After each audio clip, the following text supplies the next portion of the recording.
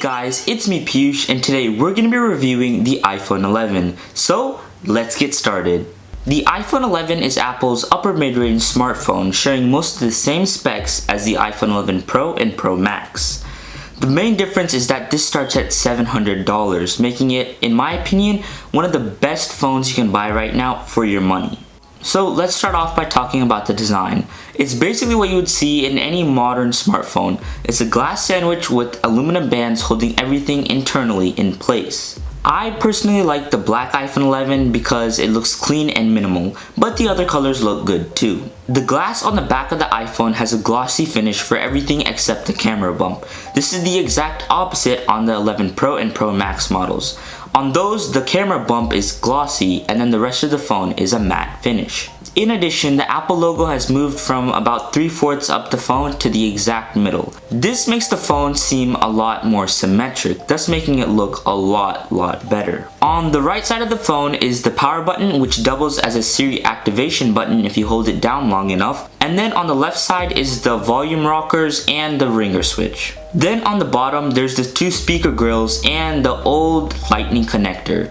I really think Apple this year should upgrade to USB-C, but according to the leaks, I don't think that's gonna happen. Finally, the most important part of a smartphone, the display. The front of the phone has Apple's 6.1-inch LCD display. Above the display is the notch. This holds all the cameras and sensors for Face ID, Animoji, and Memoji to work. Another thing that's different between the 11 model and the 11 Pro model is the bezels. The iPhone 11 has a little bit of thicker bezels than the Pro and the Pro Max, and the only reason I think Apple's doing that is to really differentiate the really high-end flagship and their upper mid-range phone. The iPhone 11 has Apple's 6.1-inch liquid retina display. The way they say it makes it sound really cool. It's not a really special display, it's not OLED, it's not 4K, it's just your average LCD display. Now that doesn't necessarily make this a bad display. I mean, in the end, it's actually a pretty good display. There's only one catch. As I said, it's not OLED. Now obviously Apple didn't put an OLED panel on this phone because it's not their flagship phone. With this LCD display, you also get Apple's True Tone technology. While in a darker environment such as nighttime, this can be easier on the eyes,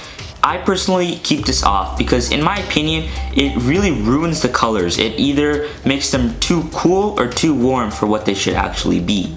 Now, many people, including me, inherently thought that the iPhone XR had a bad screen because of its low resolution. However, now that I actually have the iPhone 11, that's really not the case. At a normal distance from your eyes, this should practically look like any other 1080p display. There shouldn't be a problem with the resolution. The thing you can really learn from the iPhone 11 is that specs aren't everything. You really have to get the hands-on experience to understand what the phone is like. The iPhone 11, just like the XR, has a fantastic battery life. The iPhone 11 has a 3046 mAh battery. Now, as I said with the display, specs aren't everything. If you were to see that on a spec sheet, that would actually seem pretty bad. But the way Apple uses the A13 Bionic chip to really optimize the battery, it's really impressive what they've done. With it lasting on average 9 to 11 hours a day, this phone can practically handle anything you throw at it. In the box, Apple includes its standard 5-watt charging. Now this is kind of a shame because the more expensive models have the fast 18-watt charger in the box. Now I would have loved to see that, but again, Apple's just cutting down on cost so they can actually sell the phone for $700. The performance of the iPhone 11 is one of the best yet most underrated features of this phone. It has the same all-powerful chip as the iPhone 11 Pro, Pro Max, and actually the new SE, the A13 Bionic. The amazing thing is that you're paying a lot less for practically the same performance as the 11 Pro models, but in a $700 phone. Now the only difference on the spec sheet between these two phones in the performance category is the amount of RAM. The iPhone 11 has less RAM than the iPhone 11 Pro and Pro Max. Just like the battery, the performance on this phone can practically handle anything you throw at it. You can have a ton of apps open in the background, you can have your brightness set to max, your speaker set to max, all the tabs open in Safari, and this phone will handle it perfectly fine. That's the amazing thing. At $700, you're getting such good performance. Now, even though I'm not a hardcore gamer, I still do play some games on my phone. And as you could probably expect, it handled those amazingly well.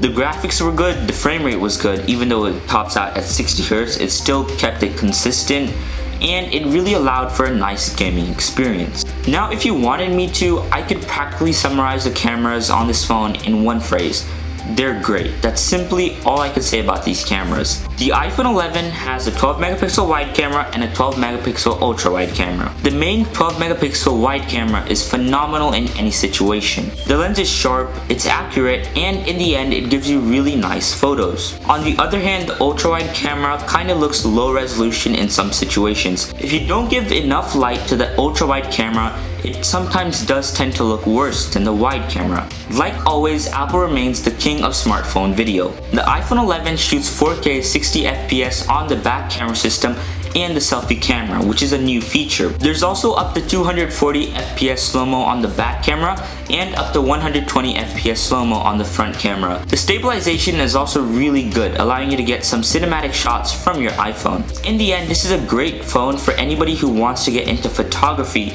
but doesn't want to spend $700 on just a camera. With the $700 that you're spending on this phone, you get a great camera and a great smartphone. Most reviewers don't talk about the speakers on a phone, but in my opinion, they're really worth talking about. The speakers on the iPhone 11 get really loud, but they still maintain that balance in the bass and treble values. In my opinion, that's what makes a good speaker.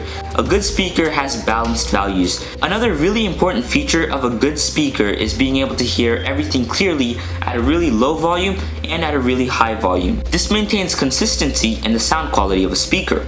In addition, the iPhone 11 supports Dolby Atmos. This basically allows for a more immersive listening experience on your favorite movies and music.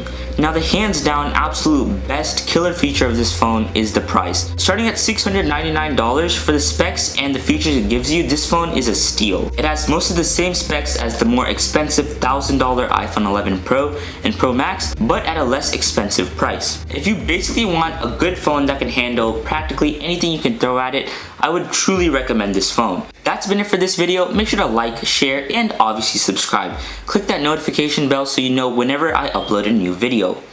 By the way, thank you for 300 subscribers. In less than 3 months, our channel grew from 200 subscribers to 300 subscribers. So I really appreciate y'all for subscribing and watching my videos. Thank you so much for watching, and I'll catch you next time.